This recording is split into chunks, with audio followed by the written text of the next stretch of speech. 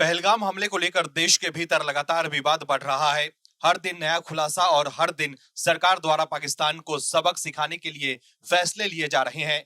लेकिन इस दौरान कांग्रेस के नेताओं की तरफ से जो बयानबाजी हो रही है, उससे देश के लोग काफी हैरान हैं। कांग्रेस के नेता राहुल गांधी और पार्टी के अध्यक्ष मल्लिकार्जुन खड़गे तो कह रहे हैं कि जी हम सब एक साथ हैं, हम सरकार के साथ खड़े हैं। लेकिन उनके दूसरे पंक्ति के नेता ऐसे बयान दे रहे हैं जिसको सुन और समझकर कहीं से नहीं लग रहा है कि वो सरकार के साथ हैं। कांग्रेस के नेता अनर्गल बयानबाजी करके पाकिस्तान को भारत पर हमला बोलने का मौका दे रहे हैं। कांग्रेस के कई नेता ये मानने के लिए भी तैयार नहीं है कि पहलगाम में हिंदुओं को धर्म पूछकर मारा गया था। लेकिन अब कांग्रेस ने जो किया है उसके बाद बीजेपी हमलावर हो गई है। बीजेपी सांसद निशिकांत दुबे भी लगातार कांग्रेस को एक्सपोज कर रहे हैं। निशिकांत दुबे इस पूरे मामले में खूब खुलासे कर रहे हैं और उन्होंने ऐसे दावे कर दिए हैं कि सब सोचने को मजबूर हैं कि आखिर कैसे भारत दो जगह लड़ाई लड़ रहा है, एक देश के भीतर और दूसरी लड़ाई देश के बाहर लड़ी जा रही है। बताते हैं आपको पूरी खबर विस्तार से। दर्शकों, पहलगाम आतंकी हमले को लेकर बीजेपी के फायर ब्रांड सांसद निशिकांत दुबे फुल फॉर्म में है। निशिकांत दुबे के अलावा बीजेपी के दूसरे नेताओं ने भी कांग्रेस पर करारा हमला बोला है। दरअसल पहलगाम हमले के बाद कांग्रेस ने पीएम नरेंद्र मोदी पर निशाना साधते हुए एक पोस्ट शेयर किया है जिसमें उनके सिर और हाथ पैर गायब दिखाए गए हैं। कांग्रेस पार्टी ने अपने आधिकारिक एक्स हैंडल पर इस पोस्टर को शेयर करते हुए कहा है कि जिम्मेदारी के समय गायब। इस पर बीजेपी ने पलटवार करते हुए कहा है कि कांग्रेस सीधे पाकिस्तान से ऑर्डर ले रही है। कांग्रेस पाकिस्तान आतंक के डीप स्टेट की टूल किट बन गई है। बीजेपी सांसद निशिकांत दुबे ने दो तस्वीर शेयर की है, एक कांग्रेस द्वारा पीएम मोदी की तस्वीर और दूसरी वो जिसमें आतंकी संगठन गजबा अल हिंद ने शेयर की है, जिसमें हमारे भगवान महादेव का सिर गायब दिखाया गया है। दोनों तस्वीर शेयर कर निशिकांत दुबे ने लिखा है कि सर तन से जुदा माननीय प्रधानमंत्री मोदी जी का कांग्रेस वर्षों से करवाना चाहती है। अब कांग्रेस पार्टी ये बताओ कि आतंकी संगठन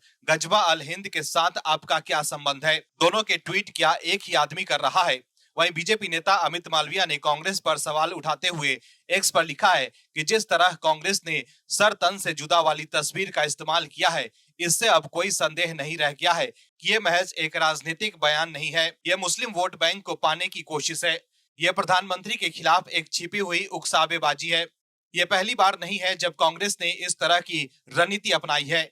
वहीं बीजेपी के राष्ट्रीय प्रवक्ता प्रदीप भंडारी ने कहा है कि कांग्रेस पार्टी अपने ऑर्डर पाकिस्तान से ले रही है। कांग्रेस पार्टी के ट्वीट को पाकिस्तान के पूर्व मंत्री कोट करते हैं। तो आज देश के सामने ये स्पष्ट हो चुका है कि कांग्रेस पाकिस्तान के आतंक के डीप स्टेट की जुगलबंदी चल रही है। कांग्रेस के अलग अलग नेता, फिर चाहे वो सिद्धारमैया हो या कांग्रेस के जम्मू कश्मीर के चीफ हो गए, जो कह रहे हैं कि हमें पाकिस्तान से बातचीत करनी चाहिए। अगर कांग्रेस का चाल चरित्र और नीति आज पाकिस्तान समर्थक टेरर पार्टी है, इससे स्पष्ट होता है कि कांग्रेस पार्टी का चाल और चरित्र वही है जो एंटी नेशनल पार्टी का होता है। वहीं बीजेपी सांसद अनुराग ठाकुर ने कहा है कि कांग्रेस और उनके नेताओं की क्या मजबूरी है कि पाकिस्तान के बोल बोलने जरूरी है। वे पाकिस्तान का समर्थन क्यों कर रहे हैं? जब भारतीयों का खून बहता है तो क्या उन्हें ये देखकर गुस्सा नहीं आता? अनुराग ठाकुर ने कहा कि उनके नेता और पूर्व कैबिनेट मंत्री सैफुद्दीन सोज ने हमसे कहा कि हम पाकिस्तान की सुने और पाकिस्तान को पानी नहीं रोके। कांग्रेस किसके साथ खड़ी है, भारत के या पाकिस्तान के साथ? जब पाकिस्तान पर भारत सर्जिकल स्ट्राइक करता है तो कांग्रेस सवाल उठाती है। अब कांग्रेस का प्रो पाकिस्तान चेहरा एक्सपोज हो गया है।